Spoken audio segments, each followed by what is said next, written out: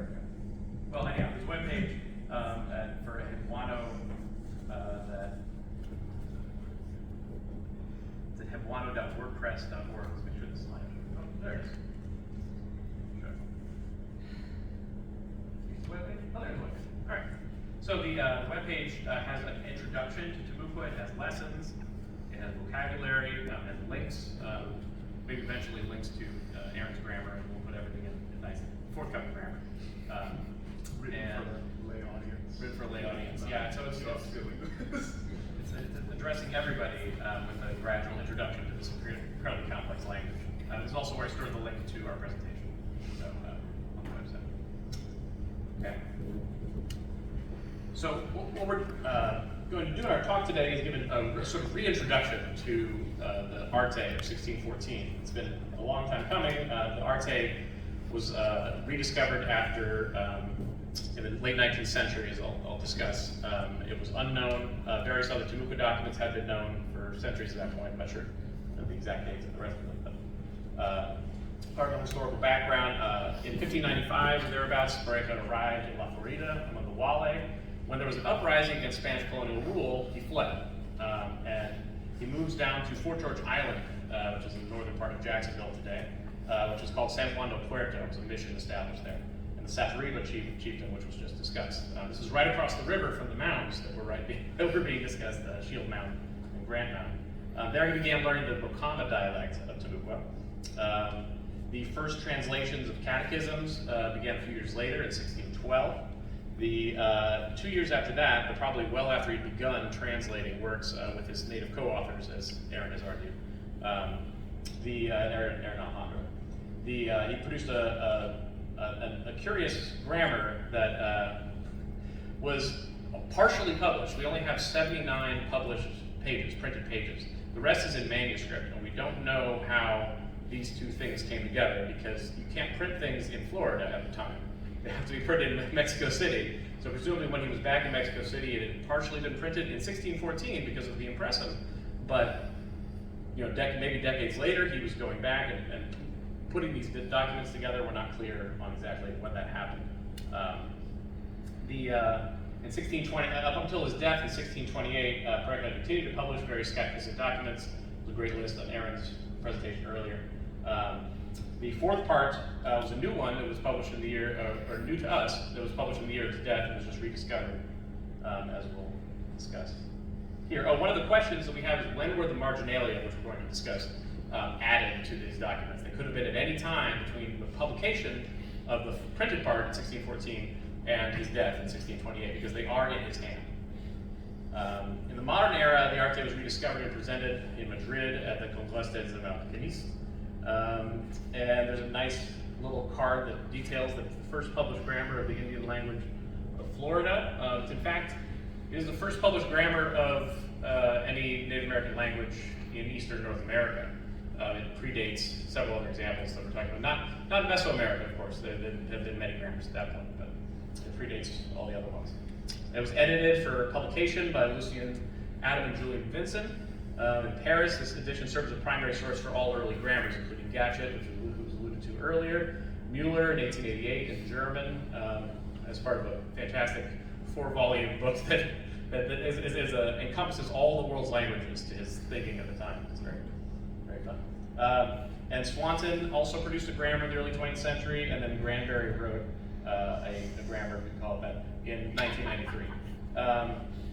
In 2008, Broadwell started the Flex Corpus of Timucua, which has generated many of the documents of the images that you've seen of the Timucua raw data that we have, and also allows us to extract the lexical information to produce the dictionary, which is available online on the webinary. And then the next major event was 2019. The unknown fourth part was discovered by our illustrious host here. First new Timucua text since the 19th century. And then the Hebuano project was begun in 2020. Was it 2020 we got those emails? Yeah, I think it's 2020. By Dubkovsky and Broadwell. And then in 2022, the Arte manuscript was digitized by the New York Public Library. And that is, one thing to talk about here is that it is not, the Arte is a genre of grammatical descriptions that were produced by the early colonial authorities. Periculus Arte is a hybrid book and it stands out among the others because of its printed manuscript. We don't have many of those. There's some from the French sources. I think we have some of the manuscripts of the early Huron grammars, but we don't have much of the Spanish ones. They generally tended to get fully printed and then followed up with later grammars. I have some examples here, such as the Molina's famous Arte de la Lengua Mexicana and the Quechua Gramático Arte de la Lengua General de los Indios de los Reinos de Peru. Outside the Spanish world, around the same time, but later, we have Eliot's Massachusetts Bible and the Indian Grammar Begun in the 1660s, and then the Grammatica Veronica, which is sometime in the 17th century, but probably following Laurent Sagard's production of the 1620 of the first Huron dictionary. Most of these other grammatical texts also follow a Latinate model, which we'll be discussing, but they're usually complete or fully published and followed by other, and as I said, followed by other grammars. This is the page where it changes. You can see on one side is printed. At the very bottom, we have, and so one of the traditions in the contemporary printing is that the first word on the next page is going to be printed there on the bottom of the previous page. But he actually just continues writing, gives more examples at the bottom of the page rather than stopping there, and then it picks up over here, probably because that next page never got printed for whatever reason. It cuts off 79 folios. It's not even like a round number when you would expect there to be, that many folios were produced for production reasons. So it continues after the print with handwritten lines, and then the remainder until folio 153 is in manuscript. So when this was published originally, following its rediscovery, many of the marginalia did make their way into the printed form, but there are instances that are missing where we can see the corrections were made in the print side of the Arte by Pareja in his writing to provide more detail. Like here where ini honti ini ha, I think that's an O under the A, it looks like an O or maybe an E, is corrected and to make it properly first person, because the translation here is no sea yo, but let me not be, or something in subjunctive with yo. And obviously you have to have that first person be represented by the ni prefix, which is the first person prefix. And then early on in the Arte, personal favorite is that, and one of the reasons I wanted to see this transcription, or the scan of the manuscript, is this line, kere na we hasi, which is unusual for multiple reasons. The GU sequence doesn't appear very often in Timucua. It's probably was pronounced gua at the time, and there's a part where in the Arte where it's described as being the same as B and U, which, if you know Spanish, sound the same. Se vende, it's the same sound. It's a kind of a labial lip fricative. But here he has gone in and corrected it, because these should not be separate words. Should not be kere na and then wehasi, which looks like kere with my, as he said. The na is the first person suffix. But he sort of merged them together and added a tilde. The tilde might be in the wrong place. And a more modern interpretation is that this is kere naquen hasi, where naquen means to be thus, or to be a certain way. And that matches the translation, así será mañana. It's to be a certain way, that indeed, the kere is kind of an exortion, and then hasi is future and emphatic. So it's sort of saying, in the future, this will be so. And so he's going back and looking at the print, the outcome of the print. Maybe this is why they suspended the print run, is because there were so many errors. Maybe that could be one of the possibilities. A typical Timucua sentence, you actually saw several in Aaron's talk earlier, but this is a not unusual sentence. This is a complete sentence. It is a chain of clauses with subordinate clauses all sort of piling into each other. It starts with aku, which is kind of an introductory particle, or a continuing particle, and you can see diosi in there, you can see Jesu Christu, diosi kie me, which means God, his son, and then there's a chain of references that verbs and suffixes that all link back to Jesus, and then everything changes, and suddenly the topic is, or the subject of most of the verbs is the virgin, but then it goes back and says that he is the, I'll put the translation up, there you go. It takes a while to go through it, but the idea is that it switches back and forth. This is a common feature of Timucua language, that it's constantly switching back and forth, and it's not until the very end that you find out the subject of the sentence in the main verb. And the main verb is boho techo. Do you believe? Any of the stuff we just talked about. And in the English translation, you have to put the do you believe in the front, because it's kind of the that clause. It's everything else in the sentence, and it all comes before. And it's very difficult to follow who's the topic and who is the subject at any given moment, because some of these suffixes, like I highlighted at the top, are telling you that the subject has not changed, or there's a continuation of the subject, and then others of the suffixes are telling you that it has changed. Did I mark the K in here? There's a K in here somewhere. Yeah, I think I forgot to. But whenever there's a change in subject, that's also marked as well, and Daniel will be talking about that later. So dealing with, can you imagine hearing this as a sentence, and then having to parse it? So in order to deal with it, he turns to, as any monk would, Latin and Greek. And so he takes a Latinate approach. Faced with numerous noun suffixes, he declines nouns. He gives them a nominative case and a genitive case and an accusative case. But the nominative and accusative are the same, because everything to do with subjects and objects is marked on the verb, or marked on suffixes attached to the verb. He also does things like say the genitive, but it's actually an emphatic suffix. He says the dative, but it's actually an oblique suffix that says this is not the main topic here. This thing over here, who's receiving something, who's the recipient of something, is not the main topic. The vocative is an intention signal. What is it? It's I-E, or I-A. It's actually literally transcribed, or cha. And then it has a suffix of lo at the end, the lei chu, which seems to be some sort of emotionally charged statement. It often appears marking an absent object or person.